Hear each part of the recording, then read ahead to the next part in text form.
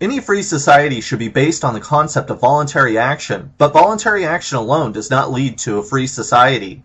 Voluntarism has been popularized by the concept that you own yourself. If you own yourself, then you should be able to sell your time, body, and hence, your liberty. The problem with this argument is that you don't own yourself. You are yourself. To say that you own something implies that there is an owner and the thing that is owned. You can't sell your labor because you are your labor. Otherwise, people would go back to sleep when their alarm clock goes off while their labor goes off to work. While the argument of self-ownership sounds interesting and even implies the concept of liberty, the reality is the opposite. The very idea of self-ownership turns people into commodities. It strips the humanity out of humans. People can now be bought and sold in the marketplace.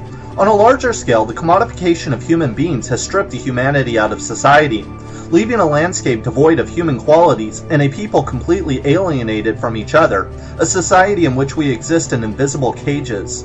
The commodification and exploitation of people has always existed, but it was capitalized by Frederick Taylor in his theory of scientific management. In the late 1800s, Taylor complained that workers were lazy and can produce exponentially more by tough management. He studied the motions of workers to find out how to increase their productivity. It turns out that if an employee performed the same task over and over, then he could manufacture more product. Anyone who refused to conform to Taylor's methods were fired and had their wages reduced. Soon, a new class of managers emerged, while the highly experienced labor force was transformed into unskilled workers. It was Taylor's belief that all would be benefited by his methodology. To his surprise, with the increase of productivity and profits, the workers' wages were stagnant and even decreased. Scientific management, along with a new class of managers, quickly spread to all sectors of the economy. All of society, the schools, the workplace, the government, could be turned into large assembly lines. The fast food industry today epitomizes Taylor's legacy. Behind the counter, kitchens are geared so the worker doesn't have to move or even think. Each person performs the same repetitive task endlessly like robots.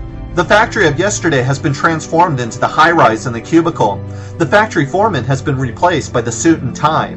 Almost every job, including office work, has been reduced to monotonous tasks: typing, printing, going to meetings, and generating reports that nobody reads. It's all the same every day, these dungeons dressed in fluorescent lights, phony smiles, and mundane tasks. We were told that if we went to college we would be marine biologists, psychologists, and writers. With the exception of a few, nothing could be further from the truth. The average student debt today is over $23,000. All those wannabe artists, sociologists, and investigative journalists have been prepped for the reality of the cubicle, not for their choosing, because they must pay back their loans. These people will be herded into sterile offices like animals because the world doesn't want truly creative people. The private sector needs people who can write memos, push papers, and calculate profits and losses.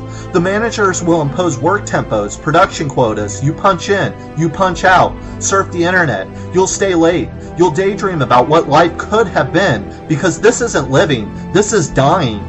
While the government is usually blamed for limiting individual freedom, nothing attacks human liberty and sovereignty more than the workplace. A person can buy you and extract your labor.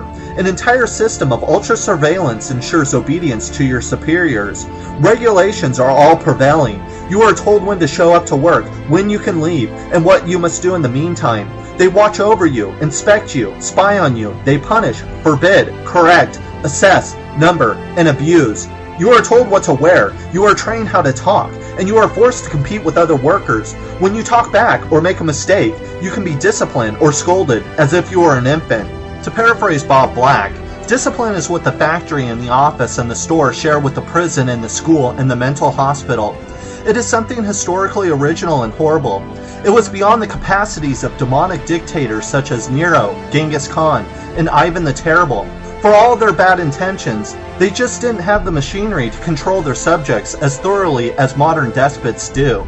This is the complete annihilation of human dignity, transforming people into prisoners. Even the most totalitarian states never had this much dominion over their subjects. We used to get injured on the playground. Now we get occupational overuse syndrome, musculoskeletal disorder, repetitive strain, tendinitis, cervical radiculotomy, ulnar entrapment. We have problems with our eyes and our spine that even the best doctors can't figure out. The sedentary lifestyle is the new trend, along with its legion of diseases like diabetes, high blood pressure, and obesity. Performing the same task day after day, week after week, year after year is an assault on the human psyche. Nothing can be more detrimental to human growth, creativity, personal progress than the tedium of the workplace. When a person carries out the same monotonous job, they are naturally drained of energy at the end of each day. It is no wonder then that the average person spends over 4 hours a day watching television. Consider that. We spend 8 hours at work, 8 hours sleeping, and after preparing for work, commuting to work, and eating at home, we only have 5 hours to ourselves, and 4 of those are spent in front of the television. We actually live in a society that nurtures and maximizes stupidity and stunts human potentiality. Repetition is the enemy of every worker, the chains of humanity, yet it is the liberator of the business executive and the managers. Instead of using technology to free individuals, as it could be, the private sector has turned people into gears and into commodities, while they are the beneficiaries. These people make a living off of our lives, stripping us of our dignity, stealing our meaningfulness, and seizing our essence. Frederick Taylor's legacy has become ubiquitous. In the last 100 years, his methods have been studied, improved, and refined with immense precision. Scientific management is today's God. Its technique has saturated everything. Our schools, our workplace, the intelligentsia, the government, and even our lives are regimented with this insanity. We can see it all around us in the cars we drive, in the advertising we see, in the government that doesn't work, and in the homes we live. When something is so pervasive, we become entangled in its net.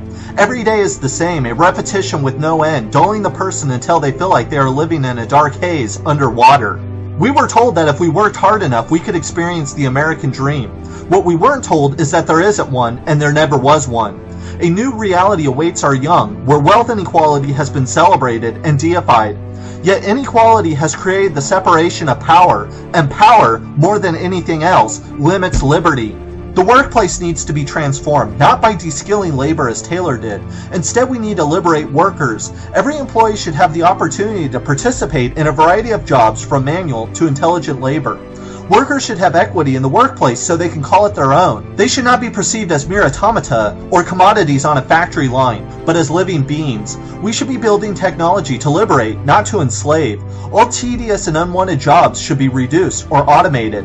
Most of all, we should be producing not for the market, but for people. It is important not to completely dismiss Taylor and his methods. Productivity is important. After all, both the US and the Soviets under Lenin used Taylor's methods to pull themselves out of the Dark Ages. However, there comes a time in every society to transform such barbaric and childish techniques with moderation and compassion. That time is now. We cannot talk about liberty if we can't even mention the place that we spend a third of our life. But it's voluntary, you say. That is always the answer, repeated and repeated. It's voluntary. We live in freedom. No, we don't live in freedom. We live in invisible cages. We live in slavery. While it is true that every free society should be voluntary, voluntarism is not enough. Labor should be humanity's highest aspiration, the basis of one's dignity. Until the day comes when the thinker works and the worker thinks, free, intelligent labor can emerge, and humanity can once again be instituted.